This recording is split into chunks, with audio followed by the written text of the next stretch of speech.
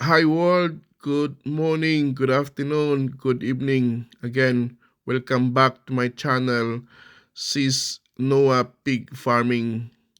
Sa ngayon, we are now in part 6 sa ating pagtatrabaho dito sa ating kulungan.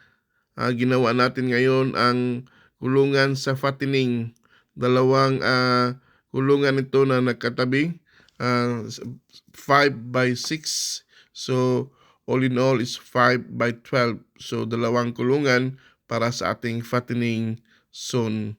So, ngayon, andito na sila. Nag-mix na sila ng buhangin at semento para gamitin ito sa flooring.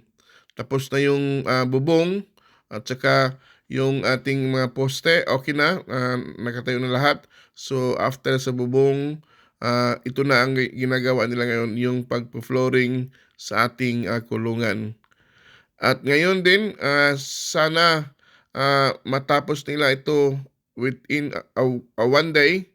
But I'm sure na dahil sa ang bilis nila, matatapos ito ng one day lang. At sana itong ginawa din nila ngayon, pagpatuloy ito hanggang sa pagkatapos nitong flooring, sa ano na naman sila, finishing na naman sila sa mga hollow blocks dyan sa tabi-tabi, sa tabi-tabi ng ating kulungan. And then, after sa pag finishing nila, then gagawin nila yung grilling sa kulungan. So, para open siya sa mga fattening. So hopefully, palagi kayong sumasabaybay sa ating vlog para makita nyo kung ano ang mga kasunod sa ating ginagawa sa ating kulungan. At dahil diyan, humihingi din kami ng mga comment ninyo, mga idea para mas maganda yung yung ginagawa namin dito sa kulungan. Again, sa ating mga subscribers dyan, sa ating mga silent viewers, sa ating mga kasama dyan sa ating kulungan, sa ating farm, at tayo po ay nagpapasalamat sa kanila, lalong-lalo na itong mga carpenters. Dahil mayroon silang mga skills nga wala tayo, so kailangan na andyan sila palagi para sila po'y gumagawa sa ating pangangailangan dyan sa ating kulungan.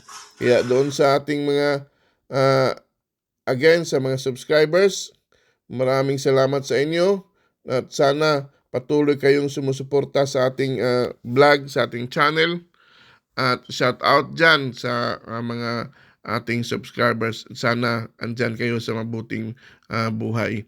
Again, sa ating mga magbababoy sa Pilipinas, let us continue campaigning that support the Pinoy pork dahil masarap ang Pinoy pork. So, sa ating Pilipino, please support us, yung magbababoy, dahil ito po ay para sa atin. Ginawa namin ito para tayong lahat ay magkakain ng baboy.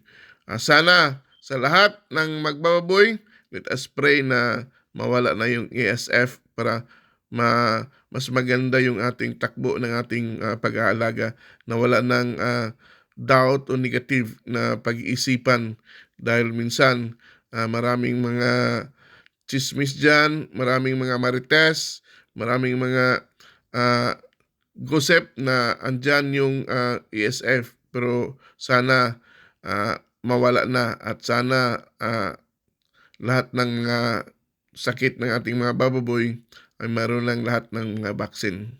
Sa ating mga magbababoy, sa caretaker, sa lahat ng mga gumagawa sa nag-aalaga ng mga baboy sa kulungan, maraming salamat sa inyo at mabuhay tayong lahat, and God bless us all.